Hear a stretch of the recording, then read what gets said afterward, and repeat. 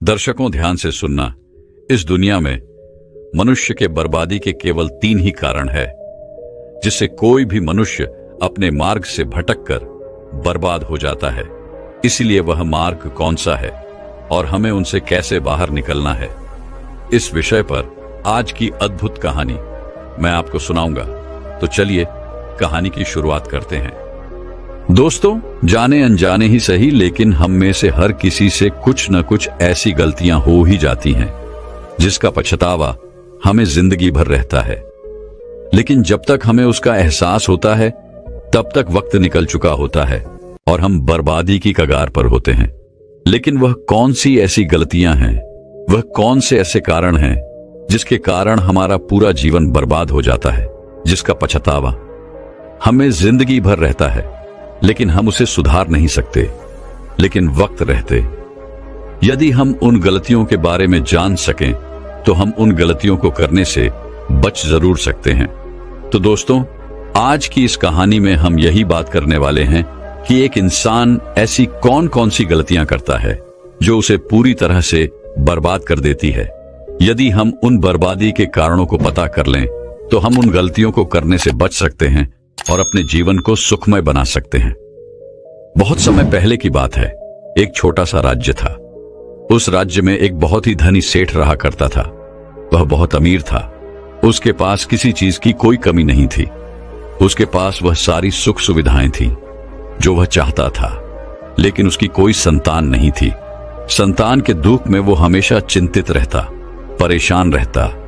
लेकिन एक दिन अचानक उसे यह पता चला कि उसकी पत्नी गर्भवती है। यह सुनकर उसकी खुशी का कोई ठिकाना नहीं था। वह बहुत प्रसन्न हुआ और उसने अपनी पत्नी का पूरी तरह से ध्यान रखा और देखते ही देखते वह दिन भी आ गया जब उसके घर पर एक सुंदर पुत्र का जन्म हुआ। वो सेठ यह देखकर बहुत खुश था। वह बहुत प्रसन्न था। उसने पूरे नगर में मिठाइयां बंटवा दी, लोगों को अपनी खुशी का कारण बताया। उसकी खुशी का कोई ठिकाना नहीं था। देखते ही देखते समय बीतता गया। समय के साथ उसका पुत्र अब बड़ा होने लगा था और वह सेठ यह चाहता था कि उसका पुत्र अत्यधिक ज्ञानी हो, उसे अच्छी शिक्षा मिले। इसलिए उस सेठ ने अपने पुत्र को गुरुकुल भेजने का निर्णय लिया ताकि वह अच्छे से पढ़ लिख कर एक अच्छा विद्वान बन सके, एक अच्छा ज्ञानी बन सके। अभी उसके पुत्र की उम्र बहुत ज्यादा नहीं हुई थी, लेकिन वह छोटी ही उम्र में था। लेकिन फिर भी उस सेठ ने अपने पुत्र को गुरुकुल में भेज दिया। गुरुकुल में वो बालक अच्छे से शिक्षा ग्रहण करने लगा। वह बहुत आज्ञाकारी था। वह अपने गुरु की हर एक आज्ञा का पालन किया करता था। ऐसे में वह बालक वहां का सबसे होनहार विद्यार्थी बन चुका था। गुरुकुल में उस बालक ने सभी वेदों का ज्ञान अर्जित कर लिया था और देखते ही देखते वह गुरुकुल का सबसे बड़ा विद्वान बन चुका था। गुरु भी उस बालक से बहुत प्रसन्न थे। उन्होंने आज तक ऐसा कोई बालक नहीं देखा था जो उनके सिखाए ज्ञान को इतनी बखूबी तरह से सीख पाया हो। अभी भी उस सेठ के पुत्र की उम्र बहुत ज्यादा नहीं हुई थी, लेकिन फिर भी उसने एक छोटी सी उम्र में वह सारा ज्ञान अर्जित कर लिया था। लेकिन वह कहते हैं ना कि समय कब बदल जाता है यह किसी को नहीं पता होता। ऐसा ही एक दिन उस सेठ के पुत्र के जीवन में भी हुआ। एक दिन एक प्राकृतिक आपदा के कारण उसके माता पिता की मृत्यु हो गई और जब उसे इसके बारे में पता चला तो वह पूरी तरह से टूट गया। वे अब बिखर गया। वह रोने लगा। अभी तक उसकी शिक्षा भी पूर्ण नहीं हुई थी और जब उसे यह पता चला कि उसके माता पिता नहीं रहे तो वह अपने आप को संभाल नहीं पाया। वह यह समझ चुका था कि उसका सब कुछ बर्बाद हो चुका है। अब उसके लिए इस जीवन में कुछ नहीं बचा। उन गुरु ने जैसे तैसे अपने उस शिष्य को शांत कराया। उसके बाद वे शिष्य यह समझ चुका था कि इस जीवन में उसके लिए कुछ नहीं बचा, जिस कारण उसका मन सांसारिक जीवन से उठ चुका था। उसके बाद उस बालक ने निश्चय किया कि वह गुरुकुल की शिक्षा पूर्ण करने के बाद अपना संपूर्ण जीवन लोगों की भलाई में लगाएगा, लोगों का अच्छा करेगा। देखते ही देखते उस बालक की शिक्षा पूर्ण हो गई और उसने यह तय किया कि अब से वह एक सन्यासी बनकर रहेगा और लोगों की सेवा करेगा। इसलिए वह सांसारिक जीवन त्याग कर दूर पहाड़ियों में हिमालय के वहां चला गया, जहां पर जाकर उसने लंबे समय तक तपस्या की, तप किए। उसने सत्य की प्राप्ति की और सत्य की प्राप्ति के बाद वह सन्यासी लोगों को सही दिशा और सही मार्ग बताने लगा। वह लोगों को सही शिक्षा देने लगा। देखते ही देखते उस सन्यासी की चर्चा पूरे नगर भर में फैल गई। लोग दूर दूर से उसके पास आने लगे, शिक्षा ग्रहण करने के लिए। और तो और जिन्हें कोई समस्या होती वे भी उस सन्यासी के पास आते ताकि वह उनका समाधान उनसे ले सके। और वह सन्यासी भी बहुत ज्ञानी था। वह लोगों की परेशानियों को पल में ही सुलझा देता था, जिस कारण उसकी ख्याति दूर दूर तक फैल चुकी थी। और देखते ही देखते उसके ख्याति नगर के राजा तक भी पहुंच गई। उस नगर का राजा बहुत क्रूर था, लेकिन जब उस राजा को उस सन्यासी के बारे में पता चला तो उसने सोचा क्यों ना उससे मिला जाए। उसने निश्चय किया कि वो अगली सुबह ही उस सन्यासी से मिलने जाएगा। अगली सुबह वह राजा महल से निकला उस सन्यासी से मिलने के लिए, और केवल कुछ समय में ही और सन्यासी की कुटिया के सामने जा पहुंचा। वहां पहुंचकर जब राजा ने उन सन्यासी को देखा तो वह उन्हें देखता ही रह गया, क्योंकि उस सन्यासी के मुख पर एक असीम शांति थी और एक अजीब सा तेज था। राजा जब वह सन्यासी के पास पहुंचा तो उसने एक असीम शांति का अनुभव किया। वह उनके पास पहुंच गए, उन्हें झुककर प्रणाम करता है और उनके पास जाकर बैठ जाता है। और देखते ही देखते वह सन्यासी और वह राजा एक दूसरे से बात करने लगते हैं। जो राजा इतना क्रूर था उसका मन उस सन्यासी ने मोह लिया था। वह राजा उन सन्यासी की बातों से अत्यधिक प्रभावित हो चुका था। उस राजा ने यह तय किया कि आज से वह भी उन सन्यासी की राहों पर ही चलेगा। लेकिन उस राजा के मन में एक और बात चल रही थी। वह यह सोच रहा था कि जब इस सन्यासी ने एक छोटी सी मुलाकात से मेरे अंदर की उस क्रूर राजा को खत्म कर दिया, मेरे अंदर के सत्य को जगह दिया, मेरे भीतर करुणा जगा दी, और एक छोटी सी मुलाकात से जब मेरे ऊपर यह असर पड़ सकता है, तो यदि वह हमेशा जब मेरे साथ रहेंगे तब तो मेरा जीवन ही धन्य हो जाएगा, मेरा पूरा जीवन ही बदल जाएगा। यही सोचकर राजा उन सन्यासी से कहता है महाराज, आप यहाँ वन में क्या कर रहे हैं? यहाँ आपको तरह तरह की यातनाएं सहनी पड़ती होंगी। समय समय पर आपको भोजन तक प्राप्त नहीं होता होगा।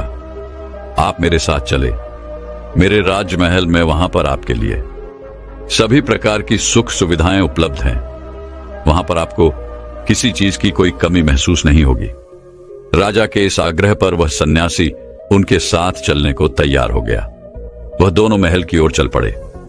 महल पहुंचने के बाद राजा ने उस सन्यासी का आदर सत्कार किया। उसके बाद राजा ने उन सन्यासी के लिए एक अलग कमरा दिया, जिसमें राजा ने उन सन्यासी को आदरपूर्ण भोजन करवाया। भोजन करने के बाद वो सन्यासी राजा से वापस अपने आश्रम जाने के लिए उनसे अनुमति मांगते हैं। लेकिन तभी वह राजा कहता है महाराज, आप वहां जाकर क्या करेंगे? वहां पर आपका छोटा सा आश्रम है, जहां पर आप कई सारी तकलीफों का सामना करते होंगे और आपको ये सारी सुख सुविधाएं भी नहीं मिल पाती होंगी। इससे अच्छा है कि आप हमारे इस राज्य के बगीचे का इस्तेमाल कर सकते हैं। मैं वहां पर आपके रहने का इंतजाम कर देता हूं और यहां पर आपको सभी प्रकार की सुख सुविधाएं भी मिल जाएंगी। और यदि आप हमारे साथ रहेंगे तो हमारा और हमारे इस राज्य का भी बहुत फायदा होगा, हमें बहुत अच्छा लगेगा। वे सन्यासी बहुत दयालु था। उसने राजा की बात स्वीकार कर ली। राजा ने तुरंत ही अपने कर्मचारियों को आदेश दिया कि उन सन्यासी के लिए बगीचे में रहने का इंतजाम किया जाए। उनके लिए खाने पीने की वस्तुएं, उनके पहनने के लिए कपड़े और स्थितियों का प्रबंध किया जाए। राजा के एक आज्ञा पर वहां पर उपस्थित सभी कर्मचारियों ने मिलकर एक कुटिया का निर्माण किया। उसके बाद वह सन्यासी उसी कुटिया में रहने लगे। वह सन्यासी खुशी खुशी उस कुटिया में रहने लगे। देखते ही देखते कई दिन बीत गए। दिन के बाद महीने और उसके बाद कई साल बीत गए, लेकिन अब भी वह सन्यासी उसी कुटिया में रहा करते और वह राजा भी उन सन्यासी का खूब ध्यान रखता, उन्हें कभी किसी प्रकार की असुविधा नहीं होने देता। लेकिन एक दिन अचानक एक बार किसी आवश्यक काम से राजा और रानी को दूसरे राज्य जाना पड़ा, लेकिन जाते जाते उन्होंने उन सन्यासी के लिए एक सेवक का इंतजाम किया था जो उनकी सेवा कर सके, और राज्य रानी निश्चिंत होकर अपने काम के लिए निकल पड़े। उनके जाते ही वह सेवक जिन्हें राजा रानी ने नियुक्त किया था, वह अचानक बीमार पड़ गया और वह घर पर चला गया, और उसके बाद उसकी कोई खबर नहीं मिली। वह कभी लौट कर ही नहीं आया।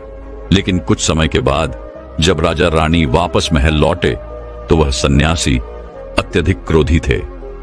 उस सन्यासी ने राजा को बहुत कुछ खरी खोटी सुनाई और राजा से तीव्र आवाज में कहा, राजन, जब तुम हमारी जिम्मेदारी उठा नहीं सकते, जब तुम अपनी जिम्मेदारियों को पूरा नहीं कर सकते, तो फिर उसे अपने हाथों में क्यों लेते हो? तब राजा बड़ी विनम्रता से उन सन्यासी से क्षमा मांगते हुए कहता है महाराज, मुझसे भूल हो गई, मुझसे गलती हो गई, मुझे क्षमा करें, अब से ऐसी गलती कभी ना होगी। कृपया करके अपना क्रोध शांत कीजिए और मुझे यह बताने का कष्ट करें कि आखिर हुआ क्या है। इस पर वह सन्यासी क्रोधित होकर उस राजा से कहता है, राजन, तुम्हारे जाने के बाद मुझे यहां पर किसी ने भोजन नहीं दिया है और मैं बहुत दिनों तक यूं ही भूखा रहा हूं। और तो और आपके किसी भी सेवक ने मुझसे आकर यह तक नहीं पूछा क्या आप कैसे हो, क्या आपको भूख लगी है या नहीं। यह सुनकर वह राजा बड़ी विनम्रता से उन सन्यासी से माफी मांगते हुए कहता है महाराज, मुझसे गलती हो गई, मैं मानता हूं और मैं अपनी इस गलती के लिए आपसे क्षमा चाहता हूं, और मैं आपसे वादा करता हूं कि अब से ऐसी गलती दोबारा नहीं होगी। राजा की यह बात सुनकर वह सन्यासी शांत हो जाता है। लेकिन जब वह राजा और सन्यासी आपस में ये बातें कर रहे थे, तब रानी भी वही थी। वह चुप करे, वह सारी बातें सुन रही थी, वह राजा और सन्यासी को देख रही थी। उसके बाद से राजा ने विशेष तौर पर यह ध्यान दिया कि उन सन्यासी को कभी किसी चीज की कोई तकलीफ ना हो। उसने वह हर मुमकिन कोशिशें की कि उन्हें कभी भी कोई शिकायत का मौका ना मिले, और उन सन्यासी की खूब सेवा की, उनका आदर सत्कार किया। लेकिन एक दिन फिर अचानक राजा को किसी कार्य से राज्य से बाहर जाना पड़ा। लेकिन इस बार राजा ने राज्य छोड़ने से पहले ही अपनी पत्नी अर्थात रानी को यह कहा कि जब तक मैं वापस नहीं आता तब तक तुम्हें स्वयं ही उन सन्यासी का ख्याल रखना होगा, उन्हें किसी चीज की कोई कमी ना होने पाए। अब से जब तक मैं नहीं लौटता तब तक तुम्हें ही उनकी देखभाल करनी होगी। ये सुनकर रानी अपने पति अर्थात राजा से कहती है, महाराज, आप निश्चिंत होकर जाइए, मैं उन सन्यासी का पूर्ण रूप से ध्यान रखूंगी, उन्हें किसी चीज की कोई कमी नहीं होगी, मैं उनकी अच्छे से सेवा करूंगी। उसके बाद वो राजा वहां से चला जाता है और रानी उनका खुद ध्यान रखती है। जब जब उनका समय होता तब तब रानी उन्हें भोजन बनवाकर भिजवा दिया करती, और तो और उनकी सभी जरूरतों का ध्यान भी रखा करती थी। लेकिन एक दिन वे रानी स्नान करने गई थी और वह उन सन्यासी को भोजन देना भूल गई थी। वह सन्यासी काफी देर तक भोजन का इंतजार करते रहे। उन्हें बहुत जोरों की भूख लगी थी, लेकिन जब उनके सामने भोजन नहीं आया तो वह सन्यासी एक बार फिर सोच में पड़ गए कि आखिर आज मेरे लिए भोजन क्यों नहीं आया, आखिर कारण क्या है। उन सन्यासी से भूख बर्दाश्त नहीं हो रही थी, इसलिए उन सन्यासी ने सोचा कि आज मैं खुद ही महल में जाकर देखूंगा कि आखिर क्या कारण है, किस वजह से अब तक मेरे लिए भोजन नहीं आया। सन्यासी यह सोचकर उस बगीचे से महल की ओर चल पड़ा। जब वह महल में दाखिल हुआ तो उसने अपनी भूख शांत करने के लिए कर्मचारियों को यहां वहां देखा, लेकिन जब उसे कोई ना मिला तो वह और अंदर की तरफ घुसा चला गया, और अचानक उसकी नजर रानी पर पड़ी जो स्नान कर रही थी। रानी के लंबे लंबे बाल उनकी कमर तक आ रहे थे। उनकी वो आंखें, उन रानी का वसुंधरा रूप देखकर बस सन्यासी बहुत आश्चर्यचकित था, बहुत हैरान था। रानी की सुंदरता ने सन्यासी का मन मोह लिया था। वह सब कुछ भूल बैठा था। वह बिना कुछ कहे वहां से वापस अपनी कुटिया में लौट आता है, लेकिन सन्यासी अब तक रानी की उस सुंदरता को भूल नहीं पाया था। वह सब कुछ भूल चुका था। उसे जोरों की भूख लगी थी, लेकिन अब उसका उसे आभास तक नहीं था। वह चुपचाप अपनी कुटिया में बैठा था और वह सन्यासी अब पूरी तरह से उस रानी की सुंदरता में डूब चुका था। उसके मन में तरह तरह के विचार उत्पन्न हो रहे थे। उसने कई दिनों तक कुछ खाया पिया भी नहीं, जिस कारण वह बहुत कमजोर होता जा रहा था। और उसके बाद कुछ दिनों बाद जब वह राजा वापस महल लौटा तो उसे यह पता चला कि वह सन्यासी कुछ दिनों से कुछ भी खा पी नहीं रहे हैं, जिस कारण वह बहुत कमजोर होते जा रहे हैं। राजा यह सुनकर तुरंत ही भागा भागा उन सन्यासी के पास पहुंचा और उनसे कहने लगा, है महाराज, आखिर क्या बात है? आप क्यों नाराज हैं? आप खाना क्यों नहीं खा रहे? आखिर क्या हुआ है? आप मुझे बताइए, आप खाना नहीं खा रहे, जिस कारण आपका शरीर कितना कमजोर होता जा रहा है। आखिर आपको किस बात की चिंता है? आप किस सोच में डूबे हुए हैं? क्या मुझसे फिर कोई भूल हो गई? इसका जवाब देते हुए सन्यासी राजा से कहता है राजन, इस बार तुमसे कोई भूल नहीं हुई है। यह सुनकर राजा बहुत खुश हुआ, लेकिन अब भी वह यह नहीं जान पाया था कि सन्यासी के मन में क्या चल रहा है। इसलिए वह राजा कहता है, अगर मुझसे कोई भूल नहीं हुई है तो आखिर बात क्या है? आप मुझे क्यों नहीं बताते? आप इतने दिनों से कुछ खा पी क्यों नहीं रहे हैं? आप मुझे बता सकते हैं, मैं आपकी परेशानी का हल जरूर करूंगा। तभी वह सन्यासी राजा से कहता है, यदि मैं अपनी समस्या तुम्हें बता भी दूं तो हो सकता है तुम इसका समाधान ना कर सको। इस पर वह राजा कहता है महाराज, आप एक बार मुझे अपनी समस्या बताकर तो देखिए। मेरे पास इतनी धन दौलत है, इतना वैभव है, प्यार करने वाली प्रजा है और इतना बड़ा राज्य है। मैं आपकी समस्या का समाधान अवश्य कर दूंगा। तभी वह सन्यासी कहता है राजन, तुम्हारे जाने के बाद मुझे जोरों की भूख लगी थी और मैं जब तुम्हारे महल में दाखिल हुआ तो मैंने तुम्हारी रानी को देखा और उसके इस सुंदर रुख को देखकर मैं पूरी तरह से मोहित हो चुका हूं। मेरे मन में केवल उसी के विचार चल रहे हैं और मैं उन्हीं के विचारों में खोया हुआ हूं। और अब तो मेरा मन भी कहीं नहीं लग रहा और अब मुझे ऐसा लगता है कि मानो मैं तुम्हारी रानी के बिना जिंदा ही नहीं रह सकता। राजा यह सुनकर बड़ा आश्चर्यचकित था। वह बहुत हैरान हो चुका था। उसे कुछ समझ नहीं आ रहा था कि आखिर ये सन्यासी होकर ऐसी बातें कैसे कर रहे हैं। लेकिन राजा ने अपने आप को शांत रखा और कुछ देर सोच विचार करने के बाद राजा ने उस सन्यासी से कहा, है महाराज, यदि आप मेरी रानी चाहते हैं तो मैं खुशी खुशी वह आपको देने के लिए तैयार हूं। यह सुनकर वह सन्यासी बहुत प्रसन्न हुआ। उसकी खुशी का कोई ठिकाना नहीं था। इतना कहकर वह राजा उस सन्यासी को लेकर महल की ओर चल पड़े और उन्होंने रानी के सेविकाओं आदेश दिया कि रानी को अच्छे अच्छे वस्त्र पहनाया जाए, उन्हें अच्छी तरह से तैयार किया जाए। राजा के आदेश पर बिल्कुल ऐसा ही किया गया। तभी राजा रानी के पास गया और उसे कहने लगा, रानी, आपको इस सन्यासी की मदद करनी चाहिए। यह अपने मार्ग से भटक चुके हैं, बहुत कमजोर हो चुके हैं और मैं नहीं चाहता कि किसी सन्यासी की हत्या हो जाए और उसका कलंक मेरे सर पर लगे। इतना सब कहने के बाद राजा ने बड़ी विनम्रता से रानी से कहा, रानी जी, क्या आप इस कलंक को अपने सर लेना चाहेंगी? राजा की यह बात सुनकर रानी ने राजा से पूछा, है महाराज, आखिर इस सन्यासी को क्या तकलीफ है? आखिर इनके इस दुख का क्या कारण है? तभी राजा ने रानी से कहा, रानी, यह आपकी सुंदरता के घायल हो चुके हैं और अब इनके मन में केवल आप ही के विचार चल रहे हैं और यह आपको पाना चाहते हैं। यह बात सुनकर रानी ने राजा से कहा, है महाराज, अब चिंता न करें, अब आप सब कुछ मेरे ऊपर छोड़ दीजिए। मैं जानती हूं, मुझे पता है अब मुझे क्या करना चाहिए और जो कुछ भी मैं करने जा रही हूं उससे न तो आपको किसी सन्यासी की हत्या का पाप लगेगा और न ही उससे मेरी पवित्रता नष्ट होगी। रानी की यह बात सुनकर राजा बहुत प्रसन्न हुआ। उसे अपनी रानी पर गर्व था। उसके बाद राजा ने खुशी खुशी रानी को सन्यासी को सौंप दिया और वह सन्यासी उन रानी को लेकर अपनी कुटिया की ओर चल पड़ा।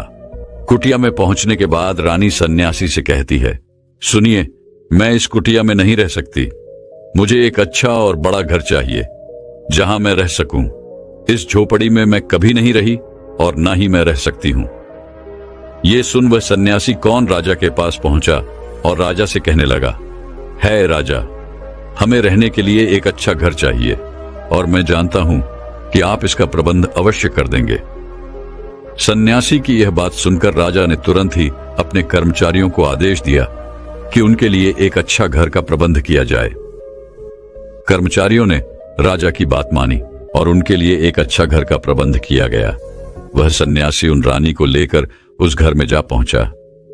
जब रानी उस सन्यासी को लेकर उस घर पहुंची तो उसने देखा कि वह घर बहुत गंदा था। तभी रानी ने कहा, इसकी हालत तो बहुत खराब है, मुझे अच्छा और सुंदर घर चाहिए, जो इससे भी बड़ा हो, जो इससे भी सुंदर हो। तभी यह बात सुनकर सन्यासी तुरंत उन राजा के पास पहुंचा और राजा से कहने लगा, है राजन, आपने जो घर हमें दिया है उस घर की हालत बहुत ज्यादा खराब है, वह बहुत गंदा है और छोटा भी है, हमें इससे भी बड़ा घर चाहिए। यह बात सुनकर राजा ने तुरंत ही अपने कर्मचारियों को आदेश दिया और उनसे कहा कि अब की बार उससे भी बड़ा घर सन्यासी और रानी को दिया जाए, जो साफ हो, सुंदर हो और बड़ा भी हो। कर्मचारियों ने राजा की आज्ञा का पालन किया और उन सन्यासी और रानी को एक बड़ा घर दिया गया, जो बहुत साफ था, सुंदर था और बहुत बड़ा भी था। इसके बाद रानी बहुत खुश हुई। रानी तुरंत ही बिस्तर पर जा पहुंची और उस सन्यासी को इशारे में बिस्तर पर बुलाया। वह सन्यासी भी रानी की बात समझ चुका था और वह बिस्तर पर जा बैठा। तब रानी ने सन्यासी से कहा, आप जानते हैं आप कौन हैं? क्या आपको पता है कि पहले क्या थे और अब आप क्या बन गए हैं? जब आप इस राज्य में आए थे तो आप एक महान सन्यासी थे, जिनकी ख्याति दूर दूर तक फैली हुई थी। लोग अपनी समस्याओं के समाधान के लिए आपके पास आया करते थे, जिसके लिए स्वयं राजा भी खुद पूरी तरह से नतमस्तक हो चुका था। वह सब कुछ भूलकर उस सन्यासी की आदर सत्कार में लग गया था, जो उस राजा को बदलने में सक्षम था। इसलिए राजा ने आपको अपने महल बुला लिया ताकि वह आपका आदर सत्कार कर सके, आपकी सेवा कर सके। इसने राजा ने आपको सभी प्रकार की सुख सुविधाएं भी उपलब्ध करवाई।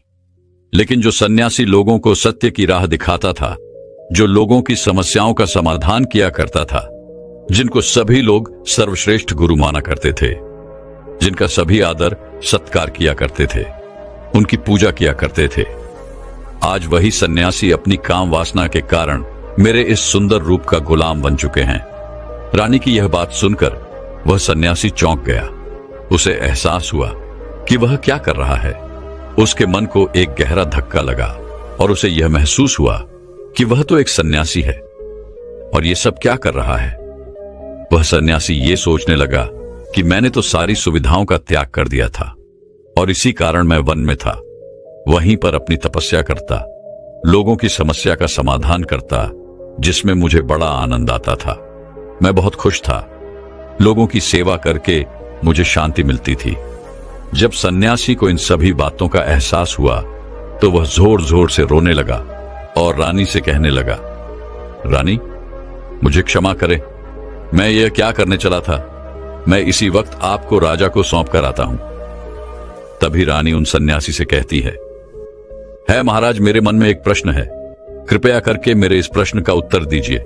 रानी की यह बात सुनकर सन्यासी ने कहा, पूछिए रानी, तुम्हारे मन में क्या प्रश्न है? रानी ने कहा, महाराज, जब आपको उस दिन भोजन ना मिल पाया तो आप बहुत क्रोधित हुए थे। तब मैंने आपका ये रूप पहली बार देखा था और मैं समझ चुकी थी कि आपका जो व्यवहार है वह पहले से काफी बदल चुका है, उसमें बहुत कुछ परिवर्तन आ चुका है। लेकिन आखिर ऐसा क्यों हुआ? जब आप यहां पर आए थे तब आपको भोजन की कोई आवश्यकता तक नहीं पड़ती थी, चाहे आपको भोजन मिले या ना मिले या फिर देरी से मिले, लेकिन आप कभी क्रोधित नहीं होते थे। मैंने आपको कभी भी क्रोधित होते हुए नहीं देखा था। फिर आखिरकार हे महाराज, आपको क्रोध क्यों आया? मैंने तो सुना था आपने सत्य की प्राप्ति कर ली है, शांति की प्राप्ति कर ली है, तो फिर ऐसा होने का क्या कारण है? उन सन्यासी ने रानी की सारी बातें ध्यानपूर्वक सुनी और फिर रानी को जवाब देते हुए कहा, रानी, जब मैं वन में था तो मुझे समय पर भोजन मिले ना मिले, इससे मुझे कोई फर्क नहीं पड़ता था। लेकिन जब मैं महल में आया तो मुझे एक समय पर भोजन मिलने लगा, सारी सुख सुविधाएं मिलने लगी और फिर मैं इन सब चीजों का आदी हो चुका था। मुझे इन सब चीजों के प्रति लगाव होने लगा था और मैं समय समय पर इन चीजों को आदी होता जा रहा था। मेरे मन में यह लालच उत्पन्न हो चुका था कि मेरे पास जब यह सब कुछ नहीं रहेगा तो क्या होगा, और जब मुझे समय पर यह सारी चीजें न मिल पाए तो मेरे भीतर क्रोध उत्पन्न होने लगा, मानो मैंने किसी चीज को खो दिया हो। तभी आगे बस सन्यासी महारानी से कहता है महारानी, अगर इच्छा पूरी ना हो तो हमारे भीतर क्रोध उत्पन्न होता है, और अगर इच्छा पूरी हो जाए तो हमारे मन का लालच और बढ़ता चला जाता है। हम उस चीज को और ज्यादा पाना चाहते हैं, और यही इच्छाओं की पूर्ति ही आज मुझे काम वासना के द्वार पर ले आई है। और मैं एक सन्यासी होकर भी, जिसने इस संसारिक जीवन को त्याग दिया था, वह भी आपके सुंदर रूप का कायल हो गया, आपके प्रति आकर्षित हो गया। रानी सन्यासी की बात सुनकर पूरी तरह से संतुष्ट हो चुकी थी। इसके बाद वह सन्यासी रानी को लेकर महल पहुंचा और उन्हें राजा को सौंप दिया। और फिर वह सन्यासी राजा से कहता है राजन, मुझे क्षमा कीजिएगा, मेरे कारण आपको बहुत तकलीफ उठानी पड़ी, लेकिन अब मुझे अपनी गलती का एहसास हो चुका है। लीजिए, ये आपकी रानी है। मुझे यह सब नहीं चाहिए। मैं अपनी काम वासना के कारण भूल चुका था कि मैं क्या हूं और क्या करने जा रहा हूं।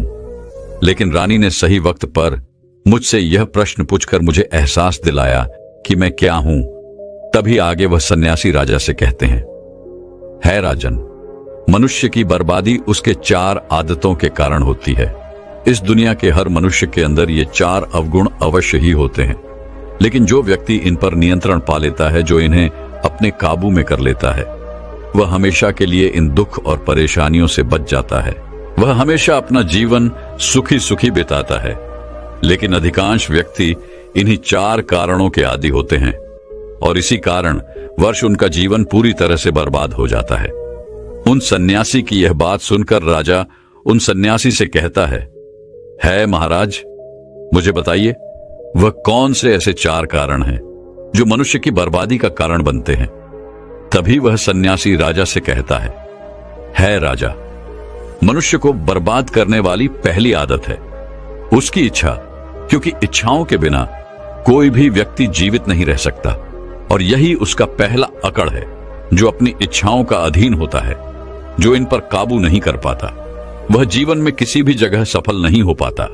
जैसे ही उस व्यक्ति की एक इच्छा पूरी होगी, वह दूसरी इच्छा की ओर आगे बढ़ चलता है, और दूसरी पूरी होते ही वह तीसरी इच्छा की ओर आगे बढ़ने लगता है, और यह क्रिया इसी प्रकार चलती रहती है। और जो व्यक्ति इन पर काबू नहीं कर पाता, उनका मन हमेशा असंतुष्ट रहता है, दुखी रहता है, जिस कारण वह कभी भी अपने किसी भी कार्य में सफल नहीं हो पाता, क्योंकि उसका मन कभी एक कार्य पर लगता ही नहीं।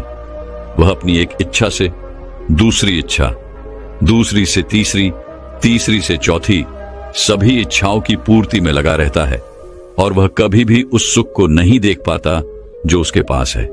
इसलिए राजन, जब हम अपनी इच्छाओं पर नियंत्रण पा लेते हैं, जब हमारा मन हमारे वश में होता है, तो हमें सुख की प्राप्ति होती है। फिर हम जो चाहते हैं वही हमें मिलता है। हम जैसा सुख चाहते हैं हम उसे प्राप्त कर सकते हैं।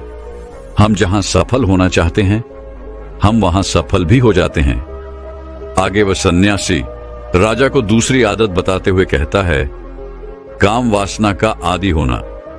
काम वासना का जन्म हमारे मन में उठने वाली इच्छाओं से ही होता है।